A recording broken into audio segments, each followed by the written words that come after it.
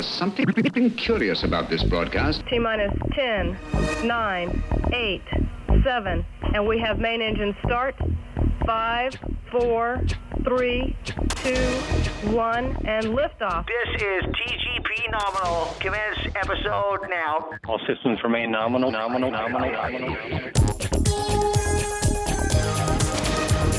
Hello everybody and welcome to TGP Nominal, your monthly look at all things science fact and science fiction. I'm Mark Taylor, your host, and I'll be guiding you through the Podisphere. Joining me from the Keystone State should be my regular co-host John Berger. How's it going, John? Hello.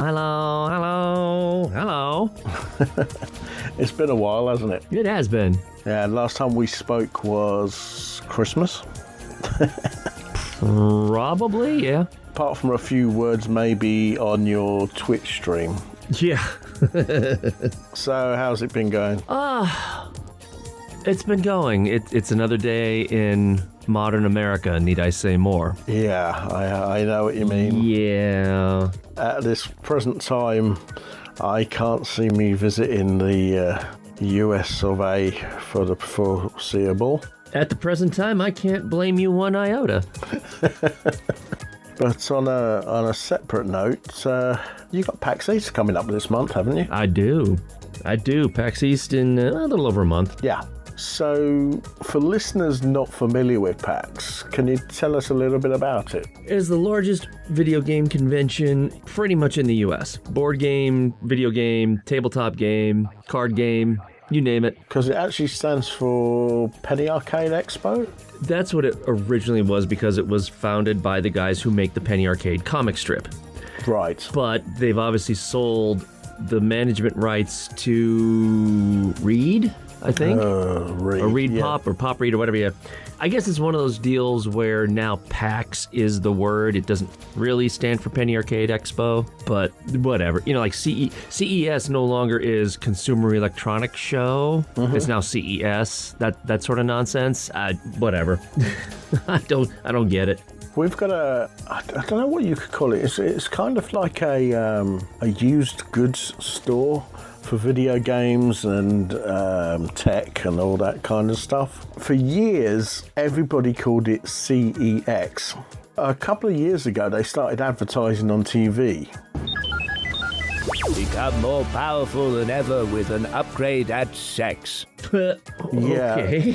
I've got a problem saying I'm going down the sex shop, if you know what I'm saying. Yeah, I could see where that would be a problem. Well, for some, let's be open-minded here. For some, that's not an issue. For some, it's a big issue. But I will still call it CEX. When it comes to the games conventions, we've got 2 or 3 here. I think the biggest one is in a town in the north called Blackpool. They have a huge gaming convention up there, and that's probably as close to a PAX as we have in the UK, I think. Yeah, well, I mean, the biggest one that I know of, like anywhere, is probably Gamescom over in Cologne, Germany. That thing can get hundreds of thousands of people. The gaming nerd in me looks at that and thinks, you know what? I should go there. That'd be really cool. And then I see the crowds and I'm like, oh, hell no. Shoulder to shoulder, and you know that a good portion of them don't bother with deodorant, and just no. As much as it would be nice to go to Germany, that's no. Sorry. I'm used to some of the smaller Comic-Cons in the UK. So when I went to Star Wars Celebration Europe for the first time, yeah, that was an experience. I have never seen so many people in one place. It's a weird thing though, because I mean, I know people joke about the British queuing for stuff. You know, if queuing was an Olympic event, we'd be getting gold every time. At Star Wars Celebration, you've got a queuing hall to get into a queuing hall, and then another queuing hall to get into security before you get into the main thing. And we'd made friendships just queuing up in this huge hall. Before we carry on with the show, one of our honorary crew members, Bobby Astolis, has been suffering with health issues with bouts in hospital. So from everyone at TGP Nominal, we hope you're recovering well, Bobby. Secondly, We'd like to send our condolences to JJ Lucia Wright, one of the founders of Fielder Force Day, as his mum and dad passed away recently. Both of them did so much for Fielder Force Day and will be missed by all of the Fielder Force Day family. JJ, if you're listening to this, we're always there for you. So we're going to take a short break, and when we return, it's time for our monthly Sky Guide.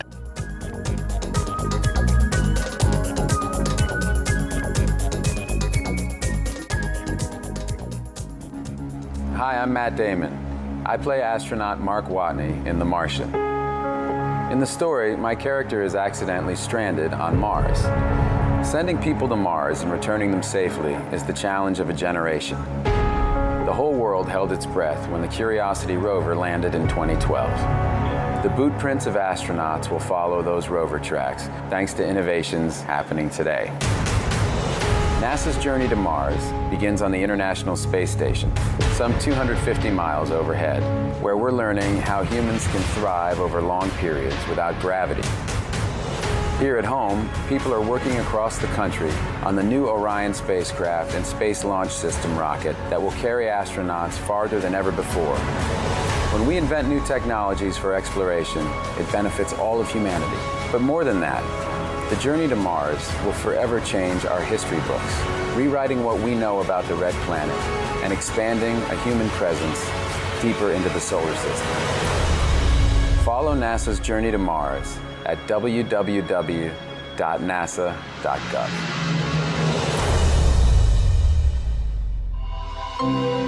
On canvas with paint in the artist's school, it is red that is hot and blue that is cool. But in science we show, as the heat gets higher, a star will glow red like the coals of a fire. Raise the heat some more, and what is in sight? Behold, the star glows bright white. But the hottest of all, I say unto you, is neither red nor white, when a star has turned blue. I'm Chris Lintott, and you're listening to TGP Nominal. Welcome back to TGP Nominal. As I mentioned before the break, it's time for our monthly Sky Guide, brought to you by the Director of Astronomy and Science Communication at the Kielder Observatory, Dan Pye. So what has March got in store for us, Dan? March always feels like a turning point in the year, and I often start to get a little bit lost when I'm looking around the night sky at this time of year. The dimmer constellations are a little bit more challenging to pick out in some light-polluted areas, but get somewhere dark, and that's where March skies really come to life.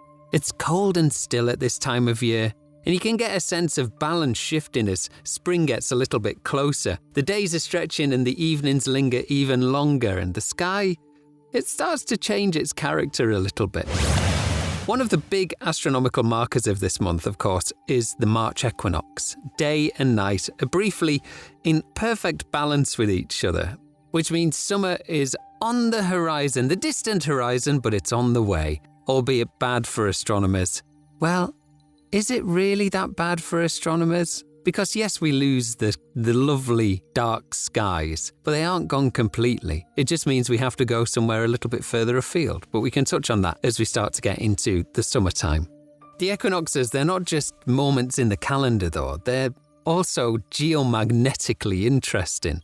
With the sun still around solar maximum, March can bring an increased chance of aurora activity, and it could bring some more dramatic auroras like what we saw back in 2024. Just pray for clear skies so we can all see it once more. It was such a spectacular thing to see in both May and in October 2024. So hopefully we get some incredible auroras around this year as well.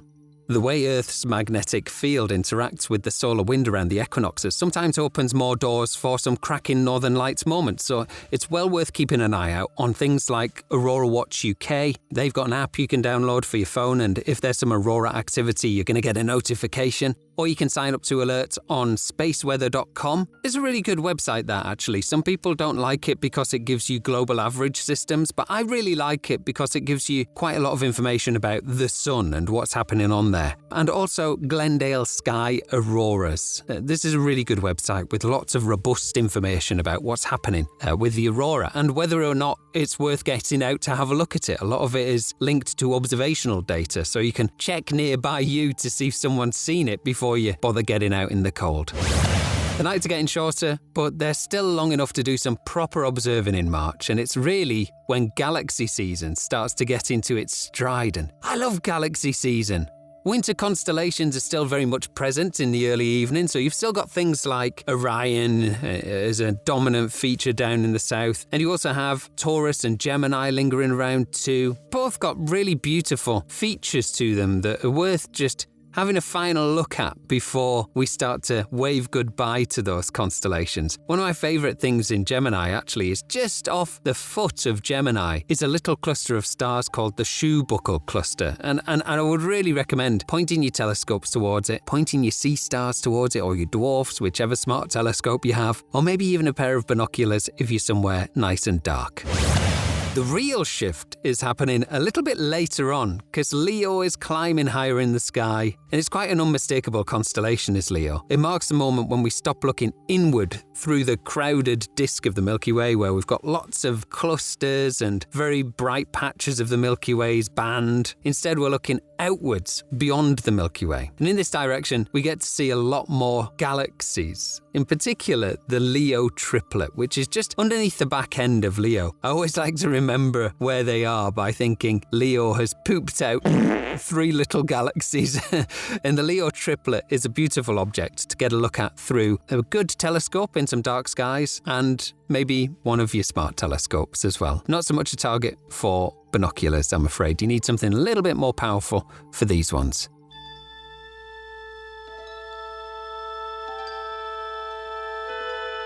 Space, the final frontier.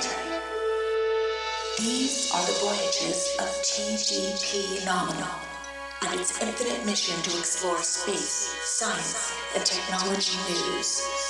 To explore the world of sci-fi, comic-cons, and gaming. To boldly go where no podcast has gone before.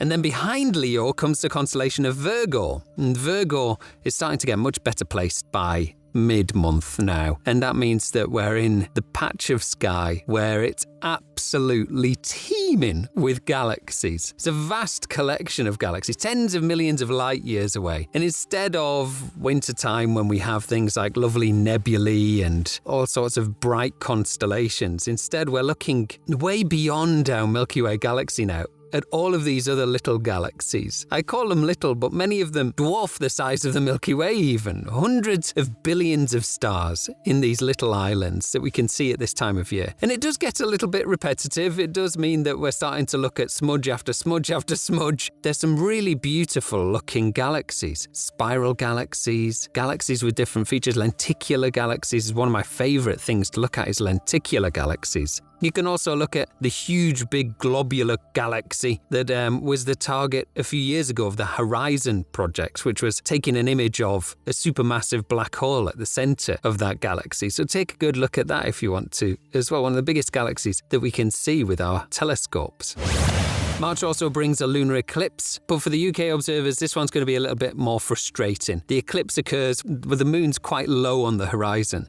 So although it's a lovely dramatic event, usually is a lunar eclipse when the moon starts to transition to that crimson blood red colour, it's still worth noting and getting outside to take a look at. If you've got some clear horizons, you might just be able to see it starting to transition into that lovely red colour. And thousands of years ago, this used to signify something really bad was going to happen. Maybe the king was going to get killed and replaced. So what they used to do is they used to sacrifice sometimes someone, just a random peasant or something. They'd put them in place of the king. And then after the blood moon, they'd kill them and be off with them, just in case the king was targeted as one of these bad omens. Anyway, I don't think that's the case. I don't think it brings any bad omens, although I wouldn't like to put my life on it, because we just don't know, do we? I'm quite superstitious for an astronomer. So good month for doing some binocular scanning, good month for having a look at some of the more open clusters dotted around the night sky. Take a look at the Beehive cluster in Cancer, that's a wonderful one to have a look at. And get right into Virgo at this time of year to see if you can explore around Virgo and spot some new galaxies that you've never seen before. It's a perfect opportunity to really discover things that you've never seen before.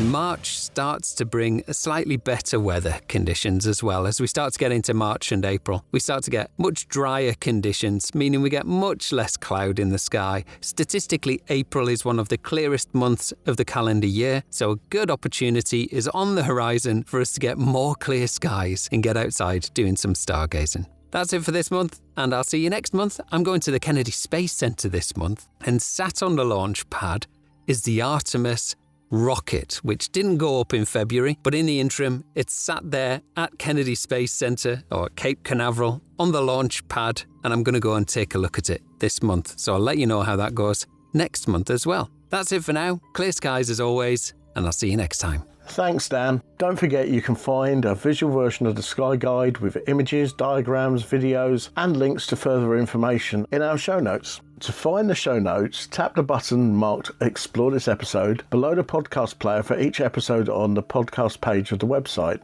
Or if you listen via any of the podcast apps, just tap the link in the episode synopsis. Dan mentioned an array of apps and websites to find out where to find the Aurora Borealis. Of course, links to these will also be in the show notes, but don't forget to sign up to Wheel Photography's Aurora Alerts on Facebook and Instagram at Wheel's Aurora Alerts. That's Will with one L.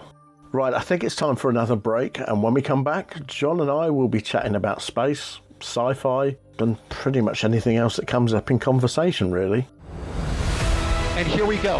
Hydrogen burn-off igniters initiated. Our team is preparing for our mission around the moon. Core stage engine start. 3, 2, 1. If you had a chance to choose who would join you on a journey around the moon, who would it be? You may want to choose someone who is kind, resourceful, or a good problem solver.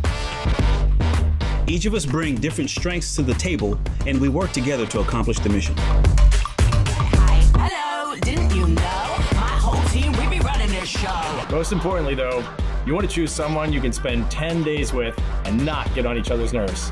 Use the hashtag NASA Moon Crew on social media and share your crew selections with us. Third Rock Radio, America's space station. Its ongoing mission: explore new worlds of music. Tell the story of those who fly, build, and dream. Rock radio from space. Streaming live from thirdrockradio.net. This is TGP Nominal.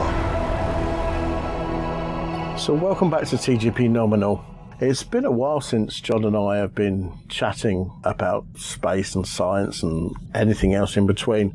It's been a strange time in the space industry recently, hasn't it, John? It's been interesting. Never a dull moment, we'll put it that way. Starting off with the fact that NASA has a new administrator, which we knew was coming. Jared Isaacman, I think, will do a good job. He seems to have his head screwed on.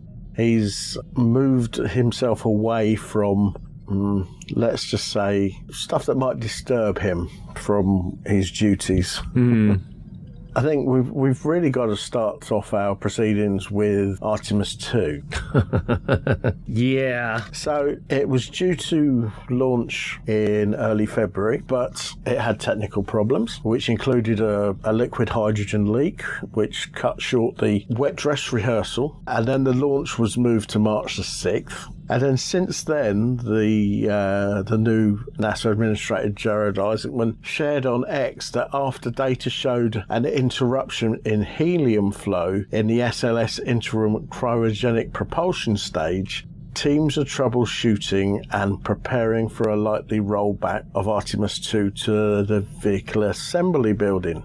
Now, he said that the problem could be a bad filter, there's a valve that could be the problem, or a connection plate could be to blame for stalled helium flow. Now, solid helium flow is essential for purging the rocket's engines and pressurizing its fuel tanks. And he said, I understand people are disappointed by this development. That disappointment is felt by the team at NASA, who have been working tirelessly to prepare for this great endeavour. NASA has now confirmed that they are rolling the SLS back to the vehicle assembly building in order to preserve an April the 1st, yes, April Fool's Day launch date. On that one, the jokes just kind of write themselves.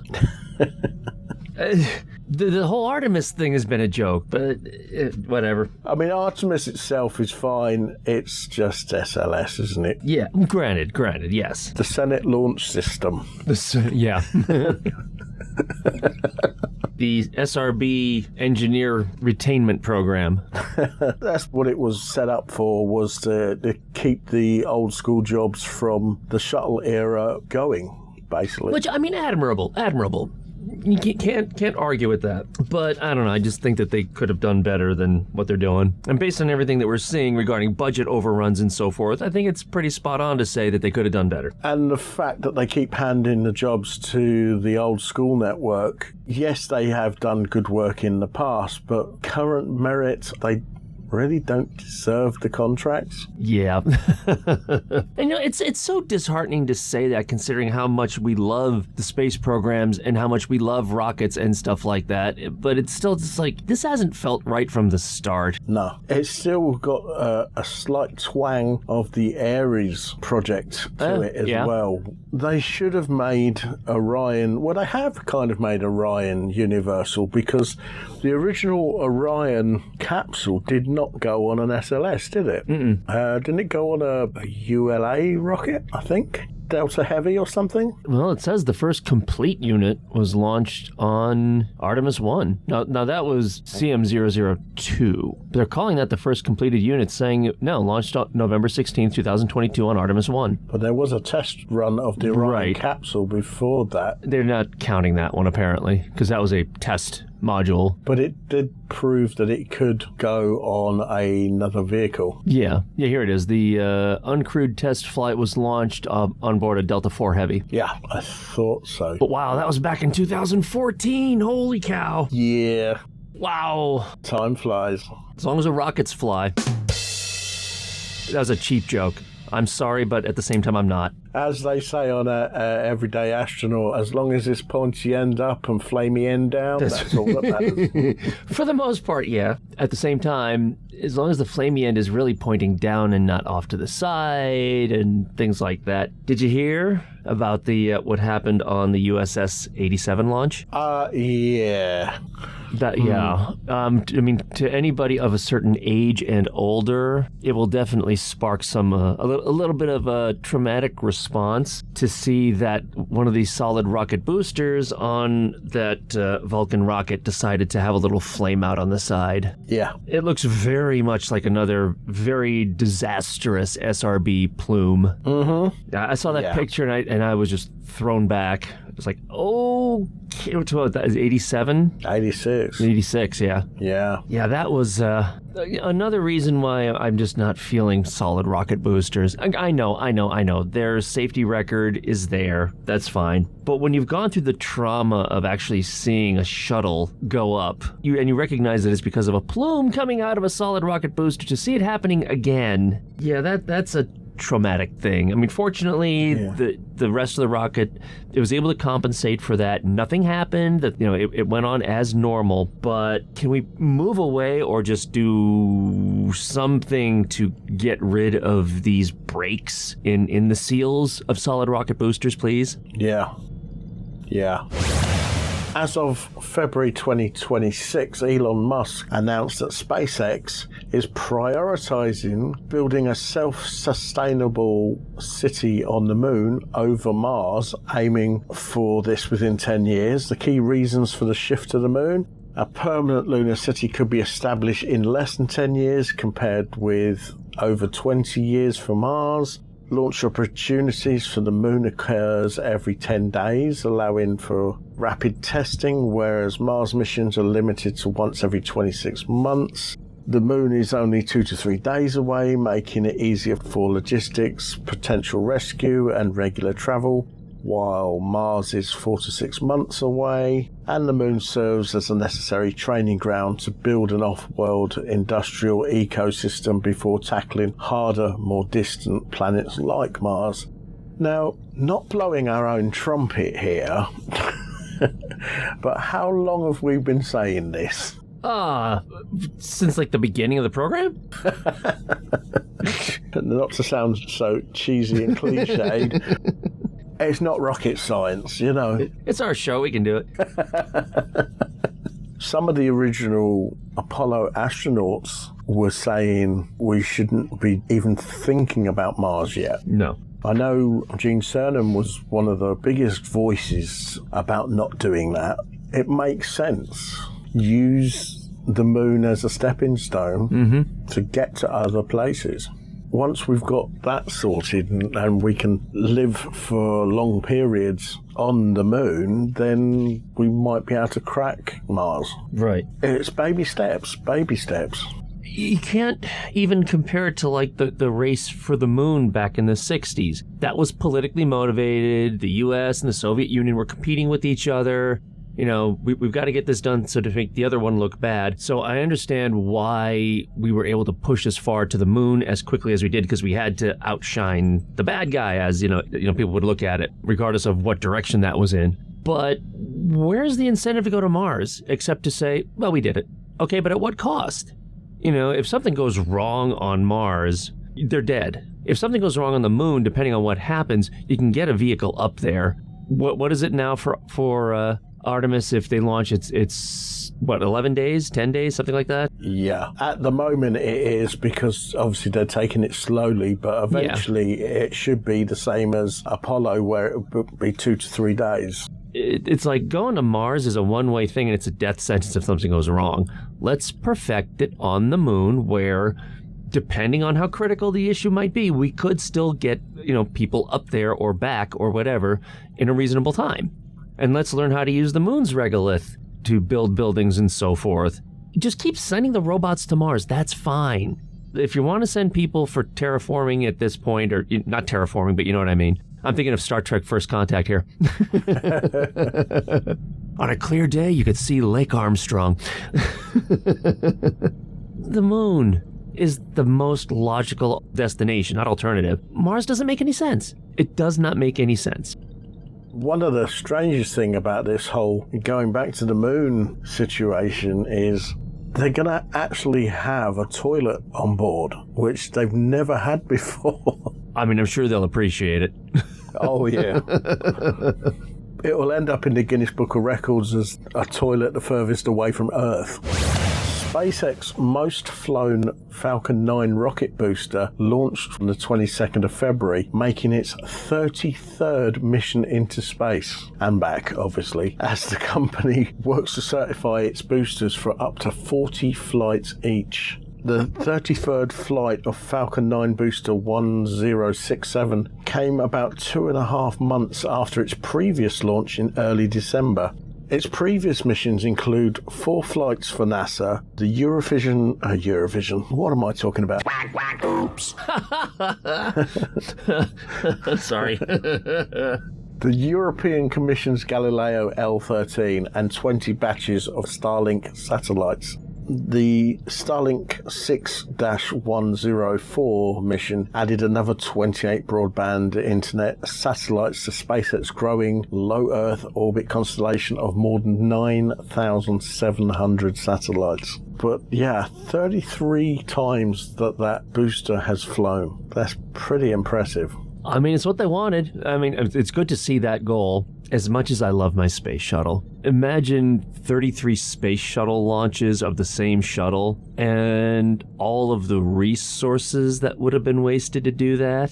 33 external tanks, The SRBs are not exactly the cleanest fuel, and just the cost of doing all of that. So, I mean, you gotta give credit where credit is due. SpaceX really formed its thing on how to get a reusable rocket, and they've nailed it. And the more it happens, the cost will come down, so it's going to be better for everybody. And of course, you've got other companies doing similar things as well. So the more companies that are involved, it's not just a monopoly thing.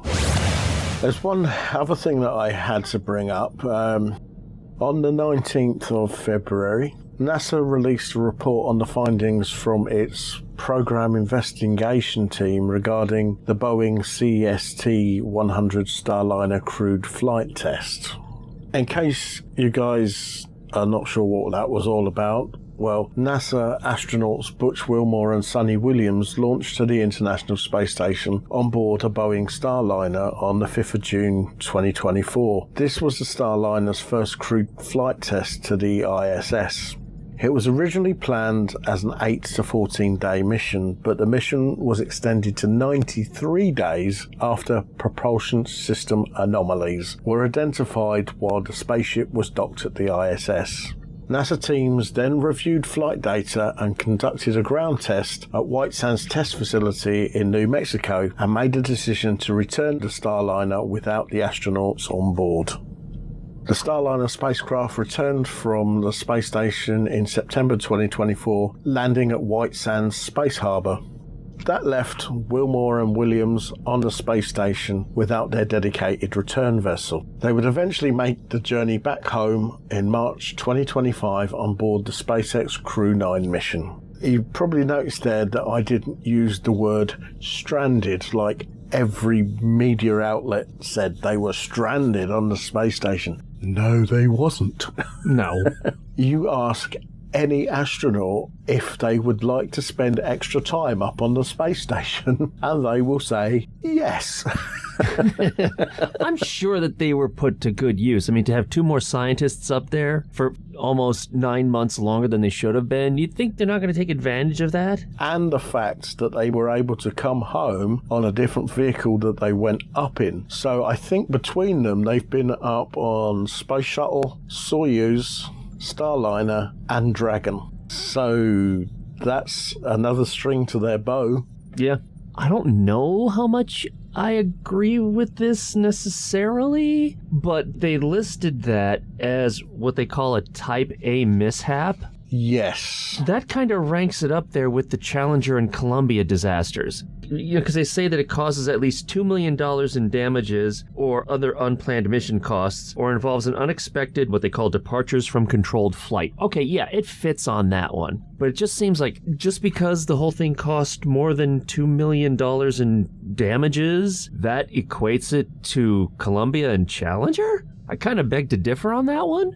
This is what Jared Isaacman said about the whole situation. He said, while Boeing built the Starliner, NASA accepted it and launched 2 astronauts into space. The technical difficulties encountered during the docking with the International Space Station were very apparent. Beyond technical issues, it is clear that NASA permitted overarching programmatic objectives of having 2 providers capable of transporting astronauts to and from orbit, influence engineering and operational decisions, especially during and immediately after the mission. We are correcting those mistakes. Today, we are formally declaring a Type A mishap and ensuring leadership accountability so situations like this will never reoccur. We look forward to working with Boeing as both organizations implement corrective actions and return Starliner to flight only when ready. Now let me repeat part of Jared Isaacman's statement there. Today we formally declaring a Type A mishap and ensuring leadership accountability so situations like this never reoccur. This is the same Type A mishap that lost the lives of 14 astronauts during the space shuttle era. So how can they say situations like this will never reoccur? It has done. there's just the fact that Boeing got a big black eye from that. Boeing alone does not want this to happen again. So, I don't think that having to categorize it as equivalent of Challenger or Columbia is really going to change anything. This is a big black eye on Boeing, and if it ever happens again, they're probably going to get kicked from this aspect of the program. I would think. You never know. Boeing are big boys, and there's a lot of money flowing in the good old boy network. So you never know. I don't know. To equate it with Challenger and Columbia, it just feels performative. Yeah. As soon as I saw that and thought, we've learnt from our mistakes, we won't do it again. No, you haven't. I mean, hello. We just talked about another rocket booster that had a flame out.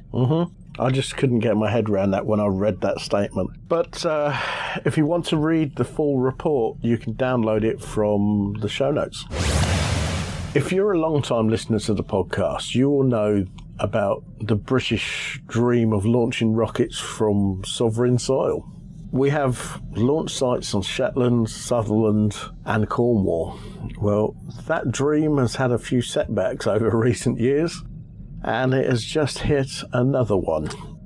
One of the major players in the British spaceflight industry has gone into administration. Orbix employed 163 people across the UK, with most of them based in Moray in Scotland. The company also had the lease for a planned spaceport in Sutherland in Scotland. Administrators FRP Advisory said it was in active discussions with more than 20 businesses interested in taking over Orbix, including other rocket developers. Richard Lockhead, member of Scottish Parliament for Moray, said that 154 employees had lost their jobs. He said it was a very sad day for the workers and their families, adding it's a blow for the wider Moray economy and the local community. Orbix was founded in February 2015 and was developing a rocket called Prime for use in launching small satellites into low Earth orbit. It also has staff in Denmark. FRP said that Orbix had secured £138.5 million in funding to date, including a total of £76.7 million in public investment. So let's go over the other players in the UK space launch future. Launches from the Saxonford spaceport in Shetland has also been delayed until later this year, following a major setback in August 2024 when a Rocket Factory Augsburg RFA rocket exploded during a test. So in August 2024, the RFA one-stage rocket suffered an oxygen fire in the turbo pump during the test, leading to a massive fiery explosion. I mean, we do like massive fiery explosions, but it's never good when you're trying to start something up. The RFA has spent months since building a replacement rocket, updating the upper stage, and aiming for a return to the launch pad, with operations resuming later this year. As of late, the launch pad has been repaired and the RFA has resumed testing.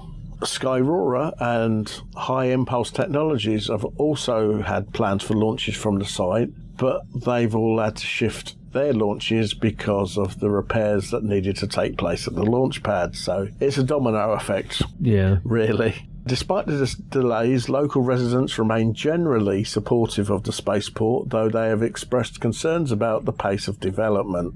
Then, of course, you've got the spaceport in Cornwall, based at Cornwall Airport in Newquay, which remains fully operational as the UK's premier licensed horizontal launch site, despite the failure of its inaugural Virgin Orbit Start Me Up mission in January 2023. While that mission failed to reach orbit, the site has proven its capability and is now attracting new partners, including Space Engine Systems. The spaceport is focusing on developing a space cluster in Cornwall with new firms and partners, such as Space Engine Systems, utilising the site for testing. The spaceport continues to work towards future launches, with further separate missions potentially planned as part of its ongoing long-term commercial strategy. So it's not been fantastic. Could be a ton worse. I mean, progress is still there. You know, the fact that they've said, hey, look, this spaceport does work, we're okay, that's definitely a plus. Nothing to snark away at. We just need to get someone who, well, basically launches rockets from underneath planes, which there are a few companies out there. And if they want to try something from the UK, we're happy to accommodate them. Yeah, and I mean, I guess if they wanted to do just, standard rocket launches, that's not a bad location depending on where the rocket has to go. If they're trying to compete with something like SpaceX or whatever, that's not the greatest location. But, for smaller scale stuff, well, I mean, we've got one in California, so, I guess, yeah, it depends on trajectory. There's no reason why it couldn't be a good spaceport or rocket launching facility. The Saxonwood spaceport in Shetland is very similar to the Rocket Lab one in New Zealand. The setup is almost identical. I mean, it's, when I say sea-based, it's, it's on the edge of the coast. Yeah. In fact, when they get things going, I think they're going to get some people over from Rocket Lab to oversee it because they know how that kind of setup works. Well, we just need to get one in the air, really, to be fair, and then we can say we've actually launched something from the UK. I mean, if New Zealand can do it, we can do it. I mean, the only reason why Australia started up its space agency is because New Zealand did it first. Mm-hmm. That is the only reason they did it. You know who we haven't heard from lately? That I know you and I are big supporters of? We haven't heard from Copenhagen Suborbitals in a while. Actually, they've been putting some videos up lately. Oh, really? Because they haven't been saying very much, they actually purposely made videos showing people what has been going on. I might have to look that up and stick that in the show notes, actually. I haven't heard a lot from them lately.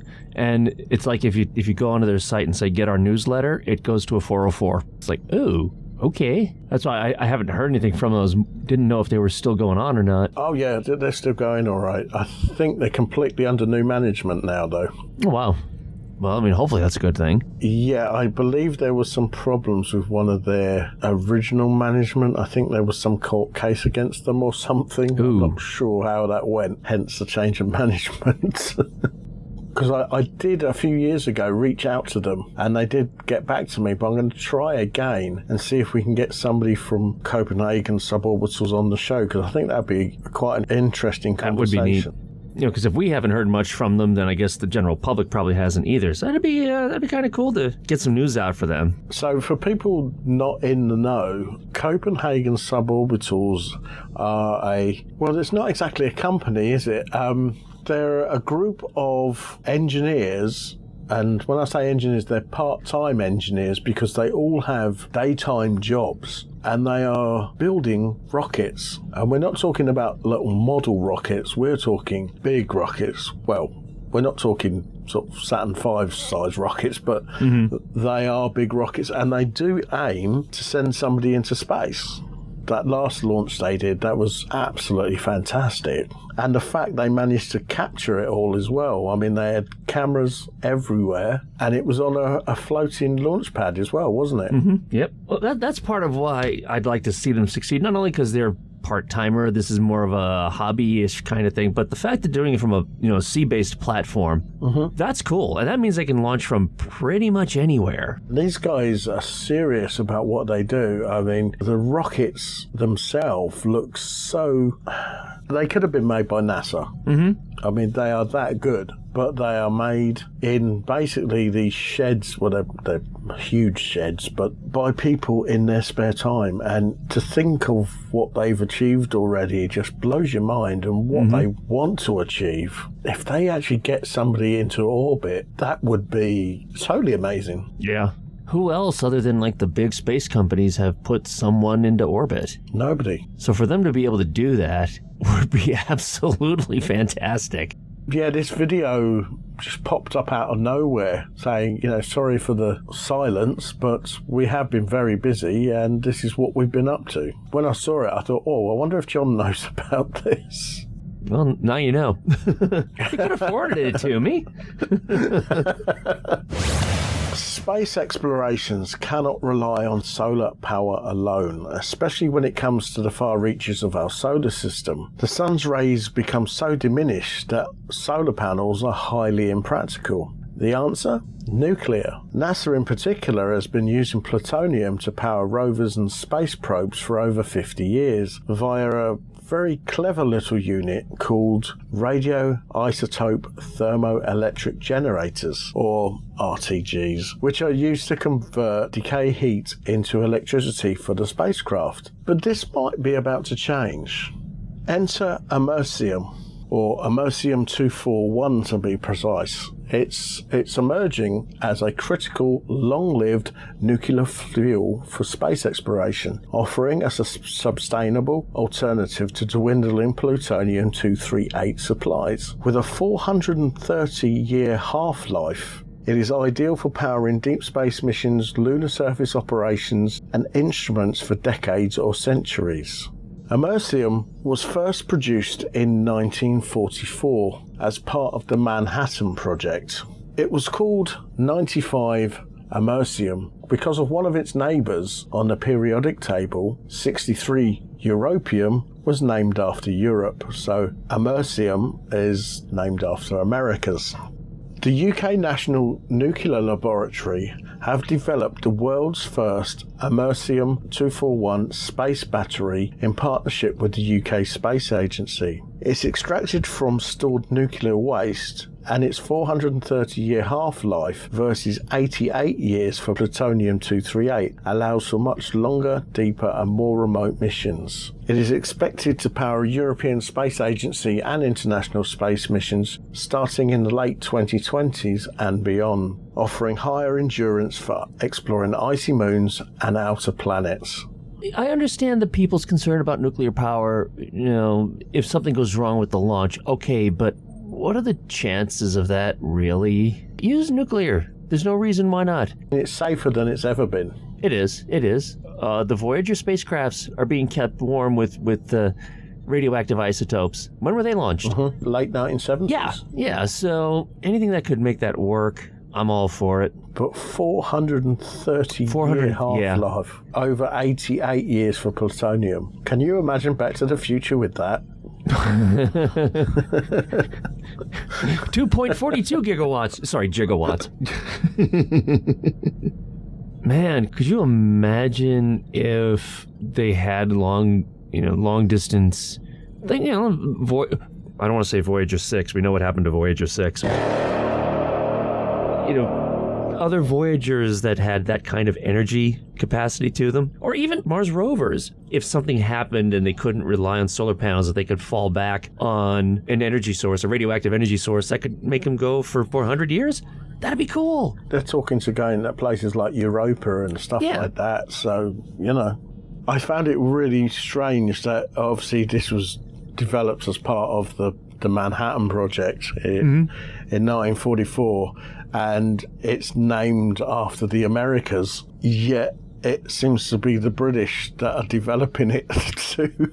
It's just a name. Keep in mind, Hawaiian pizza was invented by a Canadian. That's true. Might be a different isotope.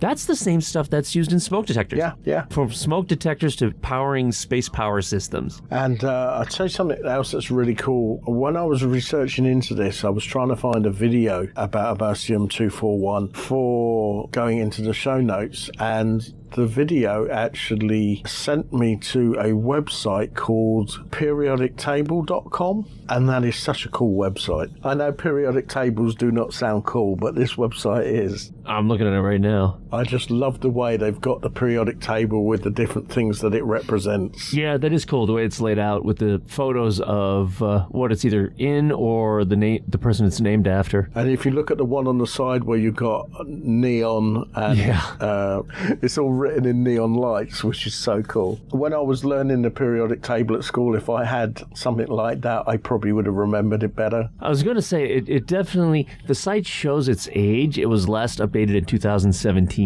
That doesn't reduce its value. The information is there no matter what. I'm still a bit upset that they wouldn't allow certain names to be used for the new entries to the periodic table. For example, you either had to be something involved in science or something like that to have your name included.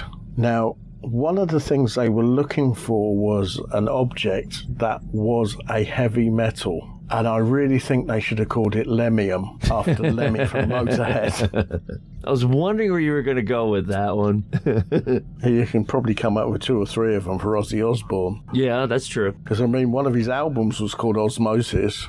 Nice. Hey, speaking of renewable, I don't think I've told you this at all. We've gone solar. Oh, you have? Oh, we have. wow. We have. One of our trees had to be torn down because it would have interfered with it, but that's fine. Once it gets warmer, we'll just have some other trees planted in its place that don't go as high. But yeah, we've got our 2-car garage. The one side of that roof just faces completely south, and there's nothing blocking it. And then we've got the roof of our house where once it hits like maybe 9 o'clock in the morning, the east side of our house just is complete sunlight, and then there's nothing blocking it as it sets for the rest of the day. So they're estimating that we'll be able to generate something like between 12 and 14 kilowatt hours. Oh, wow. Yeah, we're a family of gamers. We will never be able to recoup all that we use, but I mean, there are still benefits to going solar beyond that. Like how fees and so forth are handled over here in the States. I don't know how it's handled over there, but it's like we've got our main electrical provider that charges us fees just because they're our main electrical provider. Well, that goes away. So we're going to save money on that one. And I know that at least in Pennsylvania rules, like the main power companies can charge basically whatever the state will let them get away with. But solar panel companies are only allowed to increase their prices by 3% every year instead of, like 10, 15, 20, whatever the public utilities decide they want to charge. Hopefully that means we'll save money in the long run as well. But yeah, we're going solar. Right now we're just waiting for the township to give the okay on that one, and then for the main electrical provider to say, yep, you're good, and then hit the switch. And do you have the option of selling back what you don't use to? Yes. You do? Yes. In fact, one of the things they needed to do was the meter on the side of the house had to be switched from a one-way to a two-way in the event that maybe we go away for a week. So there's no one here to use any computers or anything. We could potentially sell the electricity back. It's mostly going to be as a credit, though. And then once a year, depending on what credit we have, they could end up paying us for whatever electricity we generated but did not use. I don't see that happening in this house. We use way too much electricity. I actually thought you was going to say that most of it is going to be used towards your manufacturing outputs. Realistically, though, I don't know if you have them over there.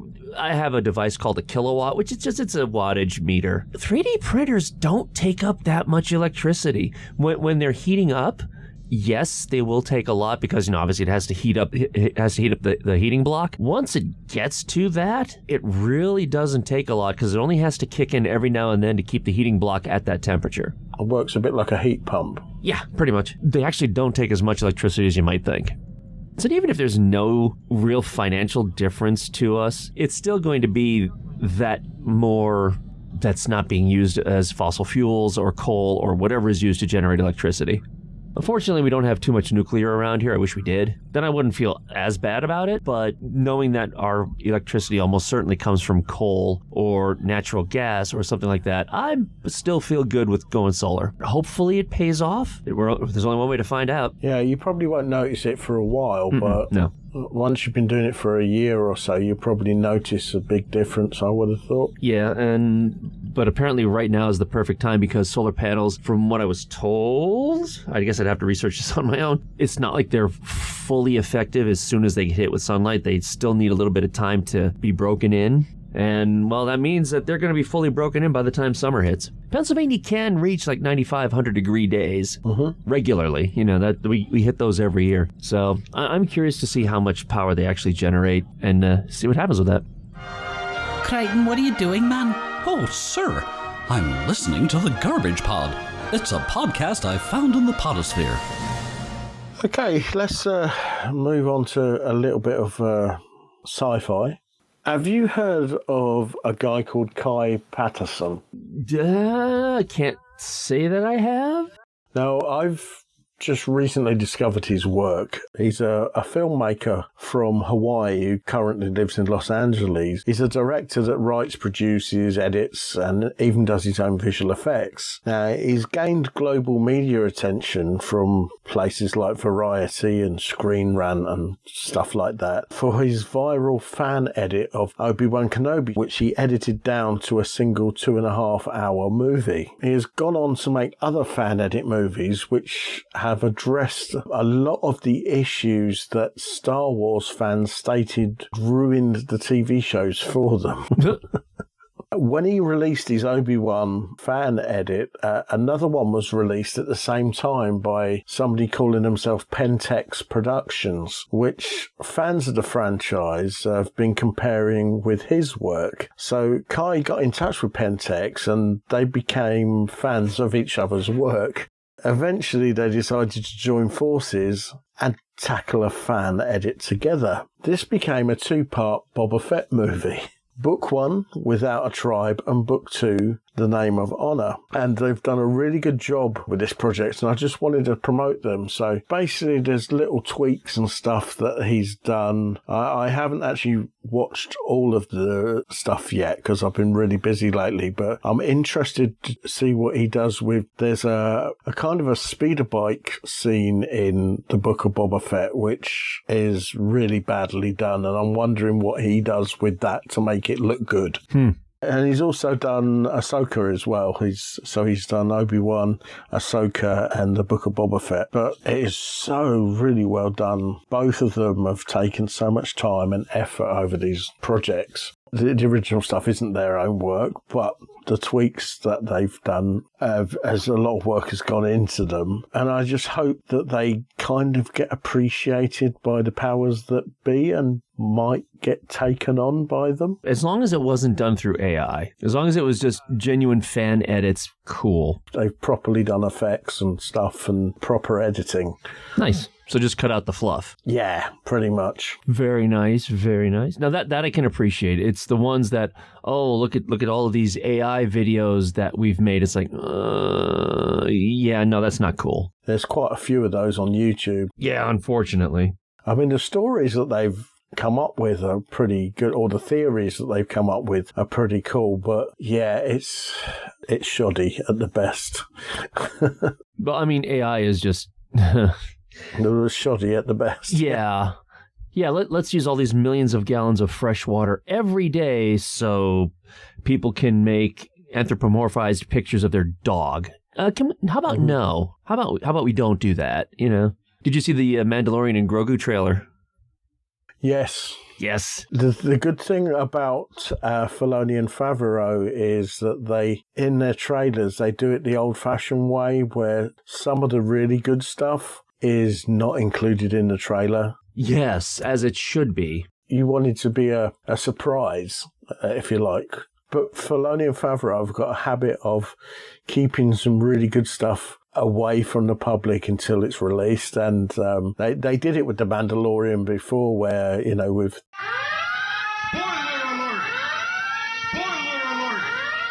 I don't think there's anybody out there who hasn't seen The Mandalorian, but the scene where Luke Skywalker turns up and all that kind of stuff, and it's like, oh, this is so cool. And nobody saw it coming. Yeah, actually, we got a lot of Star Wars things going. Well, I will absolutely be seeing that in the theaters simply because I have seen every single Star Wars movie theatrically because I'm that old, and I'm not going to end the streak now. The only one I didn't see, and I wish I had now, was Solo. Oh, God, dude, Solo. Man. So anyone who hasn't heard me talk about that was one of those movies where I read so much about how they had to bring in acting coaches and all of these things had to be done. Ron Howard had to be brought in halfway in the middle of it. It's just like, oh, this is going to be a disaster. But you know what? That's fine. I'm going to go see it anyway. I'm going to keep my record of seeing every Star Wars movie theatrically. I'm fine with this. And I actually walked out of Solo and I was like, you know what? I enjoyed that. That movie is not nearly as bad as all of the news and so forth led up to it. It's supposed to be a standalone movie anyway, so, you know, don't be looking at it with the other movies, but I thought it was a good fun film. It was well paced. The story was fine. You know, there was enough fan service thrown in there to get some chuckles, and, you know, I see that, I recognize that, which was cool, but it was a good movie, and quite frankly, Donald Glover just completely stole the show. He was Billy D. Williams in a younger form. I would not mind seeing, and I will stand by this, I will die on this hill even though I know it will not happen. I mean, Solo was the only Star Wars movie that lost money, so there will not be a sequel to it, but I would love to see it. Yeah, it's a shame really, because how it ended deserves a sequel. Yeah. The only thing about it that I was kind of like, oh, really, is...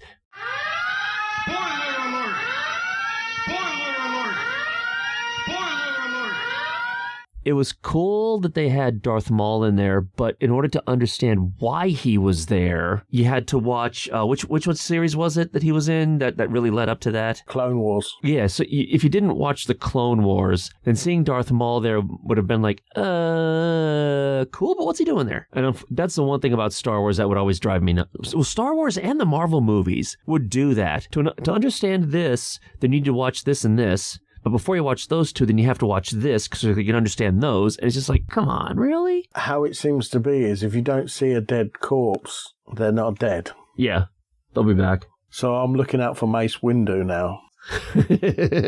Yeah, I don't think that's going to happen. Maybe I wouldn't hold my breath on that one. We're only 1 year away from seeing, well, hopefully it'll come over there. It might not. I'm not sure what they're going to be doing with it, but they are bringing back the original, unedited, non-special edition 1977 version of Star Wars back to theaters. I need to see this. Yes. I mean, I have seen it, but I need to see it on the big screen. Yes. Because it's the only one, apart from Solo, that I haven't seen on the big screen. The original Star Wars, I have only seen the special edition version at the cinema. Yeah. No A New Hope. Jabba getting his tail stepped on, no Praxis ring at the Death Star explosion, and Han fires first. I cannot wait to finally see that, especially now that Kathleen Kennedy is out of the picture. Now, that was what I was going to go on to, actually. I will never, ever, ever forget the time when people asked about getting the original trilogy on some kind of physical media, and she said, nope, those movies are George's and I won't touch them. Really? So, basically just the fact that he made them the special edition version. And she's like, nope. We're going to leave it that way. That's the way it is because George wants it that way. I guess we started to see the crack last year because the British Film Institute had, what do they call it? What's the name of the festival they have? Film on Film? Yeah, I think it is, yeah. And they actually showed the original trilogy movie from a freshly restored print over there. And Kathleen Kennedy was there to vouch for the fact that, yes, this is an original print. And considering that she had been saying for years, nope, we're going to be disavowing the originals. It's only the way George wanted it, blah, blah, blah, blah, blah, blah. And suddenly she's there saying, yeah, by the way, this is actually the real thing here. I was like, oh, okay, something's going on here. And then shortly after that, they announced that the original's coming back to theaters. I was like, granted, we have the Team -1 conversions in 4K.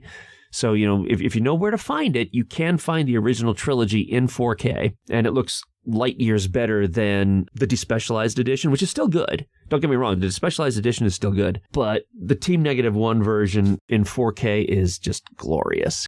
Yeah, I'm curious to see what they do with the remastered version. Like, are they going to clean it up? Are we still going to see film grain, which I hope? Yeah, there's something warm about film grain. Yep. Well, the problem is sometimes they can throw on so much error correction to try to clean up the film grain that it actually takes away detail, which is really freaking annoying when you see it. Like, the Tom and Jerry cartoons from Chuck Jones. Where I had the laser discs to them, and I converted those over, and I could not understand why some of, how they'll use the black outline for all of the characters and so forth. Yeah. Why the black outlines were just disappearing. And it turns out that they used so much noise reduction to get rid of the film grain that it was actually taking away the detail in the film itself, in the video itself. Oh yeah, it was really bad. So, I mean, I think the newer Blu-ray release doesn't have that. but that drove me nuts for years, and then I found out about noise reduction and the problems it can cause. I'm very eager to see it again, and I just hope they don't butcher it too much. I hope they don't butcher it at all, really, but just take the original 35mm negatives and clean them up, do whatever, and then just take it as is, and then just show it theatrically. And don't show me A New Hope in the beginning crawl. You know, and I'll be happy. It's not something I want to see, but it's something I want to hear. Because in the original Star Wars, the bit when they've got to swing across that gantry, and there's the bit where he says, I think we've took a wrong turn. And that conversation on the original version has more echo. Yes. And it sort of bounces from ear to ear. And any of the remasterings after that, you didn't get that. Yeah, I know the exact scene you're talking about. Yep. And yeah, that I took a wrong turn that is a loud echo. And that's how I know if it's original or not, because that bit isn't in there anymore. I've been watching a lot of these reactions to Star Wars, younger generations of people watching them for the first time. And one of these reaction people actually did it in a strange order. And I'm not talking about the machete order of viewing them. They didn't know a lot about Star Wars at all. They tried to keep away from the cultural references here, there, and everywhere as much as they could. But they started off by watching Rogue One first. Really? Yeah, and I actually think that is not a bad way to do it. No, I can't. I mean, it doesn't really spoil anything.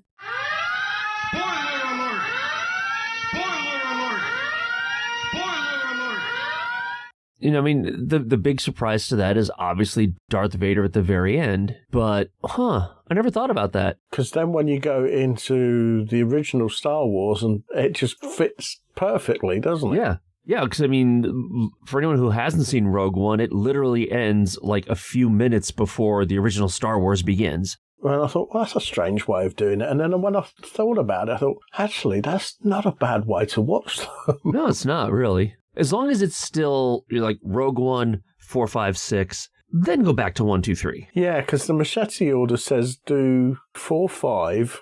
Then you can either do 1, 2, and 3, or just miss out 1 and just do 2 and 3, and then go back to 6 after you've seen 3. Why? Because if you watch the new version of Return of the Jedi, you'll be looking at the end scene and going, who's that guy? Because you haven't seen the young Anakin yet. Right. Oh, okay. I mean, I get that. It still feels kind of weird, but I get that. As you mentioned, that Kathleen Kennedy has stepped down as the president of Lucasfilm in January. Long time coming. She's still going to be a producer, though. That's fine, but at least she won't be the creative guide anymore. Producers have some say, but it's not like they have total say. Stepping into her shoes, you've got Dave Filoni, who, let's face it, his stuff has been pretty good. Yeah, and you really don't... I'm sure that there are bigger Star Wars nerds than him, but there aren't many. Jon Favreau. Well, yeah. But Dave Filoni worked very closely with George Lucas in the early days of the prequels, and he helped build the Lucasfilm animation department, and from that came Clone Wars and Rebels and Bad Batch and all that kind of stuff, which is absolutely superb. And then he went on to work alongside Jon Favreau on The Mandalorian. And I personally think that Star Wars now should be in very safe hands. I think so. So the co-president of Lucasfilm is Lin-Wen Brennan. Now, she has been working for Lucasfilm since 1999. She began her career at Industrial Light and Magic, where she rose through the ranks to become its leader in 2009. She was appointed the general manager of Lucasfilm in 2015 and the president and general manager of Lucasfilm Business in 2024. So Dave Filoni is in charge of the creative part of Lucasfilm, whereas Lin-Wen Brennan is in charge of all the business side of it. I didn't realise that she's actually British. Uh-oh. Oh, God. I can feel your pride from here. Although, I mean, realistically speaking, at least the original trilogy are British movies. Pretty much. They're not American movies because they were filmed mostly at Pinewood Studios in the UK, so technically they are British movies. Sorry to any of the USA people out there. Yet, when you talk about when the general release of Star Wars, when was it? July 1977, right? Something like that. In America. Yeah. We didn't get it here. We had it at selected cinemas in December 1977, but it didn't go on general release until January 78. Well, I mean, that's the way it was back then. I'm glad it's no longer the fact. At least it shouldn't be. Well, it shouldn't be now because, I mean, can you imagine the spoilers for people? Oh, yeah. The internet's kind of changed things. It's the same with Star Trek The Next Generation. It was released in America in 1987. Didn't come out here till 1990. Wow. That's a gap. But, I mean, was Star Trek ever as popular over there? But you know what? That's really no excuse. I mean, you're talking 3 years there. I can remember the original series being huge in the UK when I was a kid. Really? I mean, granted, it was reruns. Well, even when I was a kid, it was reruns. It was huge, and then the animated series was pretty huge as well. Mm-hmm. But yeah, 1990, I can remember it distinctly, because Monday evenings on BBC Two, between 6 o'clock and about 9 o'clock, it was allocated for youth television. And the kind of shows you used to have on there then were Star Trek The Next Generation, Fresh Prince of Bel-Air. Oh, my God. And a lot of documentaries about different things that the producers thought that teenagers and young adults would be interested in. I mean, okay, that's valid. Have you seen any of the new Trek stuff? Yes and no. Yeah, same here. My wife has turned into a bigger Star Trek geek than I am. I haven't seen Starfleet Academy yet. Yeah. I shouldn't really be listening to the fandom. Oh, no. Star Trek fandom is nearly as toxic as Star Wars fandom. Yeah, it can be. There are a few characters. I haven't watched it at all, really. Just the times when I've walked in when my wife's been watching it. And there are a couple of characters in there when I was like, wait. Is that character up? And I won't spoil it. I'm just like, how the hell did that happen? How is that character even a character? And how is that character in Starfleet?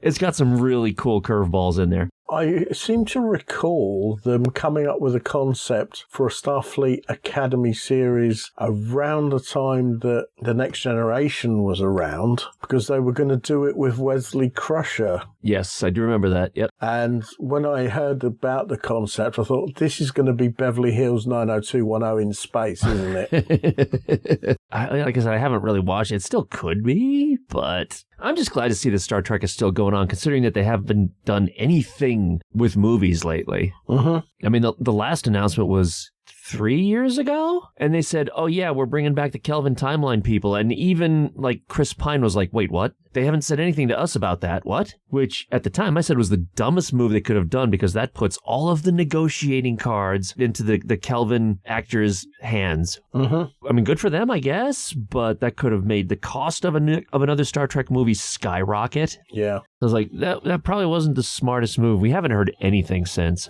I mean, there's been a lot of people complaining about the quality of the TV stuff. Again, I think it's because people are still used to the older stuff. They need to get over it. Yeah, I said it. They need to get over it. A lot of people didn't like Discovery. I did. There was bits of it I didn't like, but that's the same in everything. You're never going to please everybody all the time. Yeah. Discovery was like any of the other series. After the first 2 seasons, it was actually really good. Pretty good, yeah. I liked Picard. That was good. Uh-huh. I love Below Decks. Mm-hmm. And I really think they should bring back Red Dwarf, but in that style as an animated, funny cartoon thing.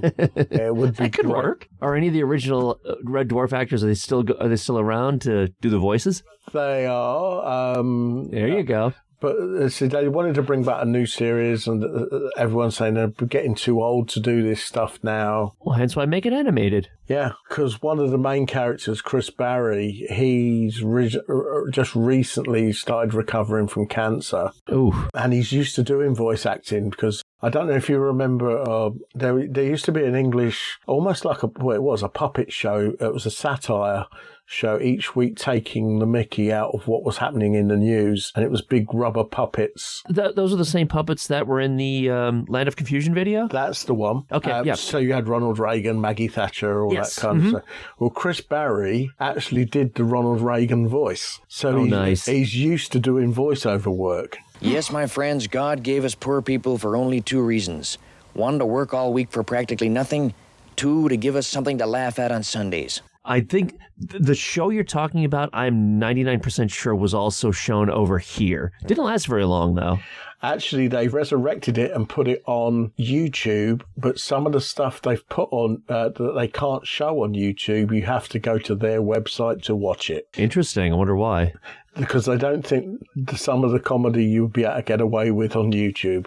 Spitting Image, the TV show that it came from, yes, they don't pull any punches. If they're going to have a go at whoever's in the news, they will do it. We forgot about the other movie that's coming out. We're still on schedule for Star Wars Starfighter next year. Yeah, because that kind of died of death at one point, didn't it? Was it Starfighter? I think Starfighter struggled. What's the one that... it was Rogue Squadron, wasn't it? Rogue Squadron, yes. Yeah. I would have loved to have seen that one, but that one died. And I have not heard anything from Taika Waititi. He was supposed to be making his own, too. Yeah. And I haven't heard anything on that one lately. Star Wars Starfighter's the one with Ryan Gosling in it, isn't it? Ryan Gosling, yeah. Yep. Finally, with Starfighter, supposedly, they're doing what I've been saying needed to be done since before the sequel trilogy. Get out of the Skywalker saga. Forget with any of the characters that we know or anything like that. Go completely new.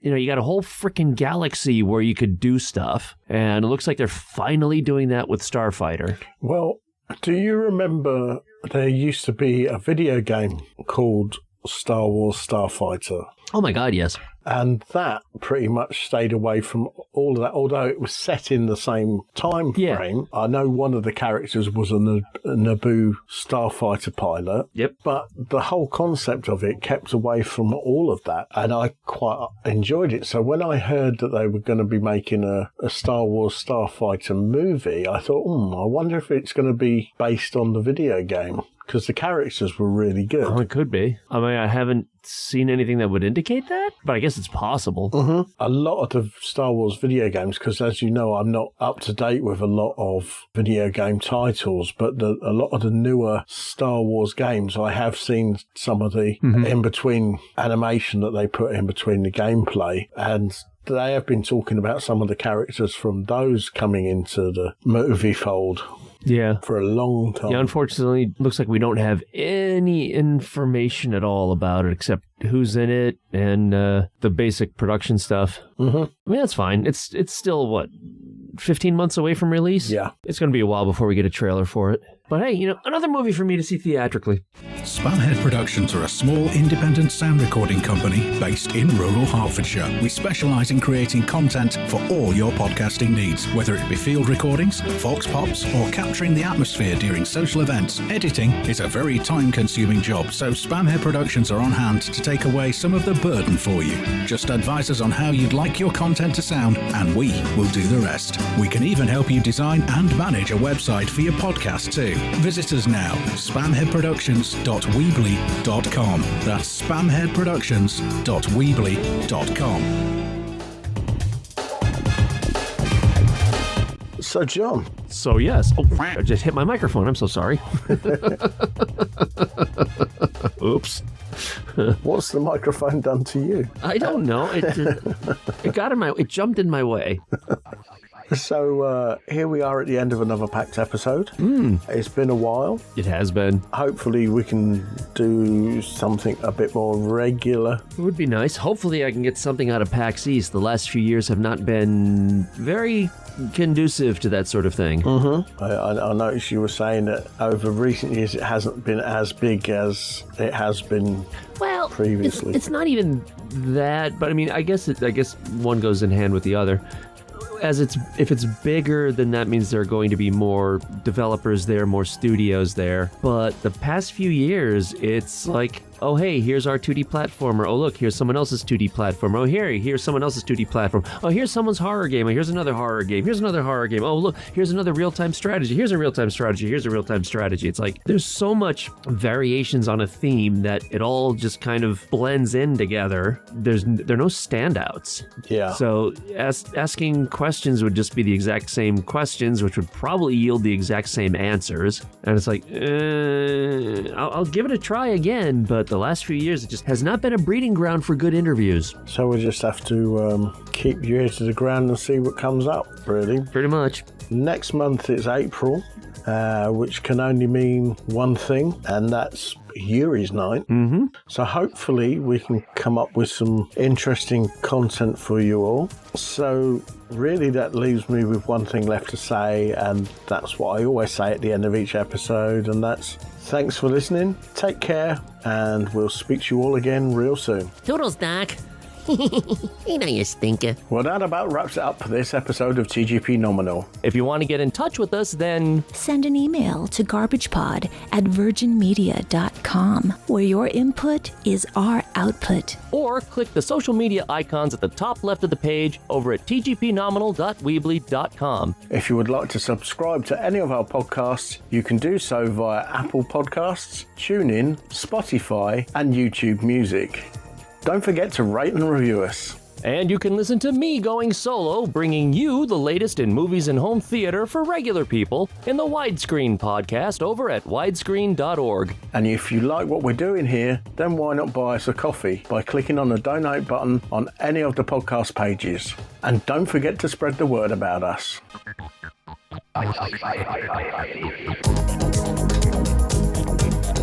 Station, this is Houston ACR. Thank you. That concludes the event.